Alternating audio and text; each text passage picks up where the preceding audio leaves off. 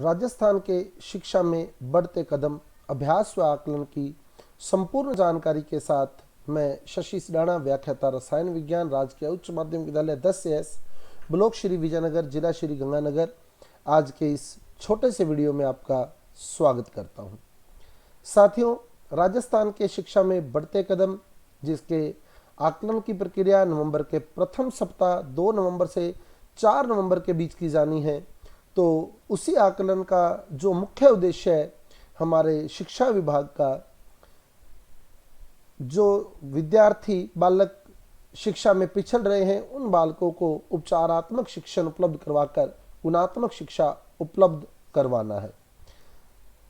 सर्वप्रथम आपको क्या करना है, सबसे पहले RKSMB के ऐप को प्ले स्टोर से डाउनलोड करना है, और यदि पहले से आपने ऐप डाउनलोड की हुई है तो उसे प्ले स्टोर में ओपन करके अपडेट कर लेना है। तो ये विशेष ध्यान रखें, ऐप को डाउनलोड करना है, अगर पहले से की हुई है तो उसे ओपन करके अपडेट जरूर कर लें। ऐप डाउनलोड करने के बाद वो आपसे निक आईडी मांगेगा, OTP आपके पास प्राप्त होगा। वो OTP डालने के बाद आपकी ऐप जो है वो ओपन हो जाएगी।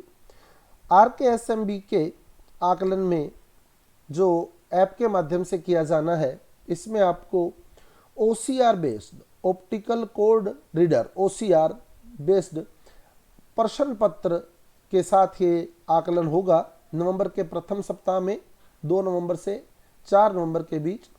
इसके लिए सर्वप्रथम आपको क्या करना है, शाला दर्पण पर विषयवार मैपिंग सुनिश्चित कर लेनी है कि आपको जो भी विषय अलॉट किया हुआ है, कक्षा 3 से कक्षा 8 के जो अध्यापक है, हिंदी, गणित और अंग्रेजी पढ़ाने वाले, उनकी विषयवार मैपिंग जो है वो सुनिश्चित कर लेनी है, ताकि जब आप ऐप ओपन करें तो आपके जो भी विषय आपके पास है उसकी कक्षा और विषय जो है वो प्रदर्शित हो सके। वहाँ विभाग द्वारा इस आकलन को पूर्ण यथार्थता के साथ, यानी बिल्कुल सही तरीके से, पूर्ण यथार्थता का मतलब बिल्कुल सही तरीके से संपन्न करवाने हेतु 2 चरणों में विभाजित किया गया है, जिसमें से पहला चरण है अभ्यास चरण, जो 10 अक्टूबर से 18 अक्टूबर के बीच संपन्न किया जाना है। बहुत ही इम्पोर्टेंट बात है कि हमारा जो विभाग है उसने एक बहुत ही इम्पोर्टेंट आकलन चरण जो है उसको संपन्न करवाने के लिए हमें पहले अभ्यास चरण में लेकर आए हैं हमारे विभाग। तो 10 अक्टूबर से 18 अक्टूबर के बीच ये अभ्यास चरण हमने संपन्न करना है। 100% सभी शिक्षक जो कक्षा 3 से कक्षा 8 तक हिंदी, अंग्रेजी और गणित पढ़ाते हैं, उनको ये अभ्यास चरण पूरा करना है। तो इस अभ्यास चरण और आकलन चरण की विशेष बातें क्या रहेंगी, उन्हीं बातों के साथ मैं आपके साथ चर्चा कर रहा हूं।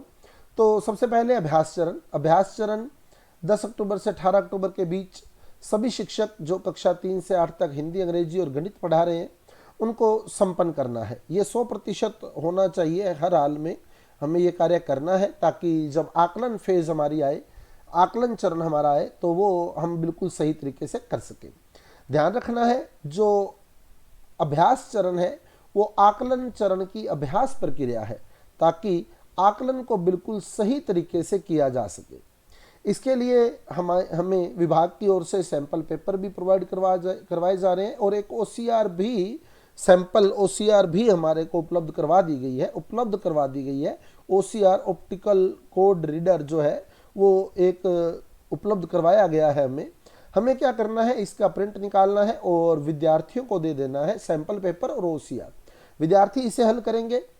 अब वो विद्यार्थी उसे पेन से हल करे या पेंसिल से हल करे, जैसे भी उस OCR को हल करे, सही उत्तर के आगे विशेष ध्यान रखें, टिक का निशान लगाना है। ये टिक का निशान लगाना है, जो भी आंसर है उसके कॉलम के अंदर टिक का निशान लगाते हुए, सही का निशान लगाते हुए OCR को पूरा हल कर लेना है। फिर हमें क्या करना है, विद्यार्थी से OCR प्राप्त कर ऐप पर स्कैन करना है। स्कैन किस प्रकार करना है, इसकी प्रक्रिया मैंने अलग से पूरी क्लियर की है। दूसरा चरण आता है आकलन चरण। आकलन चरण जो है ये बहुत ही इंपॉर्टेंट फेज है हमारे लिए, जो 2 नवंबर से 4 नवंबर के बीच संपन्न होना है। इसके लिए प्रश्न पत्र राज्य स्तर से ही उपलब्ध करवाया जाएगा और परीक्षा का टाइम टेबल भी विभाग से जारी होगा। तो विभाग द्वारा ही प्रश्न पत्र आएंगे राज्य स्तर से। पूरे हमारे स्टेट के अंदर एक ही प्रश्न पत्र सभी कक्षाओं के लिए, तीसरी से 8वीं के लिए होगा, और टाइम टेबल भी विभाग ही जारी करेगा इसका। और इन प्रश्नों पत्रों की सुरक्षा की संपूर्ण जिम्मेदारी जो है वो संस्था प्रधान और परीक्षा प्रभारी की रहेगी।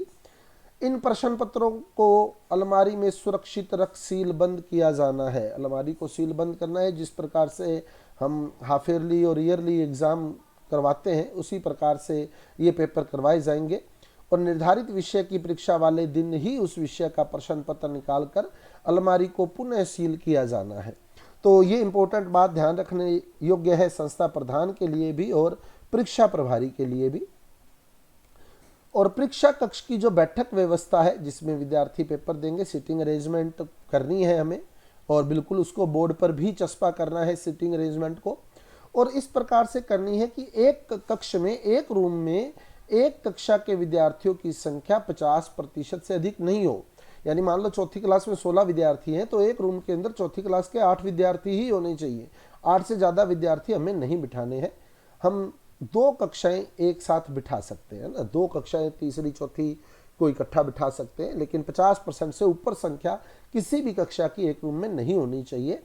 विद्यार्थियों की बैठक व्यवस्था को कक्ष बोर्ड पर लिखा जाना है। बैठक व्यवस्था यानी कौन सा विद्यार्थी रोल नंबर अलॉट होने हैं, कौन सा विद्यार्थी किस स्थान पर बैठा है, वो पूरा बोर्ड पर होना चाहिए। सीटिंग अरेंजमेंट पूरी व्यवस्थित करनी है। संपूर्ण रिकॉर्ड यथा, जैसे कि विक्षक ड्यूटी है, बैठक व्यवस्था है, अलमारी खोलने व बंद करने का समय है, प्रश्न पत्र कितने प्राप्त हुए, कितने बचे, कितने वितरित हुए, वो सब हमें पूरा नियमानुसार जो है वो संधारण करना है।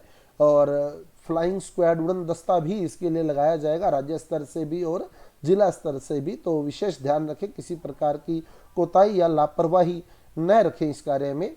और विक्षक ड्यूटी लगाते समय भी विशेष ध्यान रखना है कि जिस विषय अध्यापक का पेपर है उसकी ड्यूटी कभी ना लगाए, उसकी ड्यूटी उस रूम में ना लगाए, विक्षक के रूप में उसे ना लगाए। जैसे हिंदी का पेपर है, मान लो 6ठी 7वीं 8वीं का, मान लो सपोज कि हिंदी का पेपर है, तो जो अध्यापक 6ठी 7वीं 8वीं में हिंदी पढ़ा रहा है तो उसको 6ठी 7वीं 8वीं वाले रूम में न लगाए, तीसरी चौथी 5वीं वाले में लगा दे।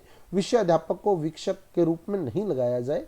और एक सहूलियत जो सबसे बड़ी दी गई है विभाग के द्वारा, बहुत ही ध्यान रखी जाने योग्य बात है कि पेपर के दौरान जो छपा हुआ प्रश्न होगा, आप उस प्रश्न की व्याख्या कर विद्यार्थी को समझा सकते हैं कि इसमें क्या पूछा गया है ना, क्या पूछना चाहता है, वो इस प्रश्न के अंदर क्या पूछा जा रहा है आपसे, वो हम लोग विद्यार्थी को पूरा क्लियर कर सकते हैं।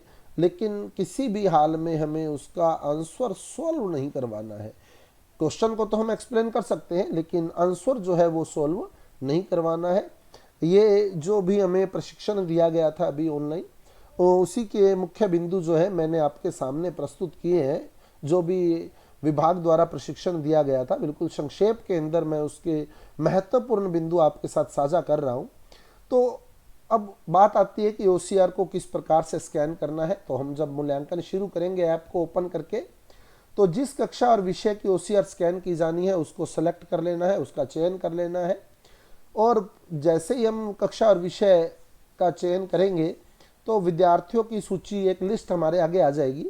जिस विद्यार्थी की OCR स्कैन करनी है उसके नाम पर क्लिक कर देना है, और उसके बाद वो हमसे ऑप्शन मांगेगा कि कैमरा या गैलरी में से OCR कहाँ से आप अपलोड करना चाहते हैं। तो हम कैमरा ओपन करके उसी समय भी OCR की फ़ोटो ले सकते हैं, और गैलरी ऑप्शन से भी हम लोग जो है वो पहले यानी कि फ़ोटो खींच के रख लें बिल्कुल सही, और फिर गैलरी से भी सीधा वो जो है वहाँ अपलोड कर सकते हैं। तो OCR की फ़ोटो जो है कैमरे या गैलरी से अपलोड की जानी है। विशेष ध्यान रखें OCR के चारों कोने फ़ोटो में पूरे होने चाहिए। तो मैं अभी OCR का एक नमूना भी आपको दिखा दूंगा, तो वो पूरी की पूरी वैसे इमेज होनी चाहिए पूरी। और OCR की फ़ोटो जो है वो धुंधली नहीं होनी चाहिए, ये भी विशेष ध्यान रखना है। कोने पूरे होने चाहिए और फोटो धुंधली नहीं होनी चाहिए। हमें OCR नहीं चेक करनी है, ये ध्यान रखें। विद्यार्थी ने टिक मार्क करके हमें वो OCR प्रोवाइड करवा दी है, उसके बाद हमें उस पर अपलोड करना है हमारी ऐप के अंदर। तो OCR ये हमारे सामने आएगी। तो यहाँ देख सकते हैं आप, विद्यार्थी का नाम लिखा जाना है, यहाँ कक्षा लिखी जानी है, या रोल नंबर लिखा जाना है, या विषय लिखा जाना है ना। यहाँ विद्यार्थी का नाम जैसे राहुल है, वो राहुल लिख देगा, कक्षा चौथी है तो वो 4 लिख देगा, रोल नंबर जो भी उसको हमने अलॉट किया, मान लो 401 किया है तो 401 लिख देगा, विषय हिंदी है तो हिंदी विषय लिख देगा यहाँ। उसके बाद ए बै सै दै 4 ऑप्शन हमें दिखाई दे रहे, मान लो पहले का सै है तो वो सै वाले ऑप्शन में टिक करेगा, पेन या पेंसिल से किसी से भी कर सकता है। ऐसे ही दूसरे का ए है तो ए वाले पे क्लिक कर देगा। इसी तरह से जो भी ऑप्शन है उस पर सिर्फ टिक मार्क किया जाना है, ये विशेष ध्यान रखें, टिक मार्क किया जाना है ना। तो ये हमें ध्यान रखना है कि वो टिक मार्क होगा सिर्फ, कि ये पूरा ना भर दे, इस तरह से भर ना दे क्योंकि कहीं ऐसे गोला भर दे, तो ऐसा नहीं होना चाहिए, केवल और केवल टिक मार्क होने हैं, ठीक है। यहाँ सिर्फ आपने राइट का साइन शो करना है।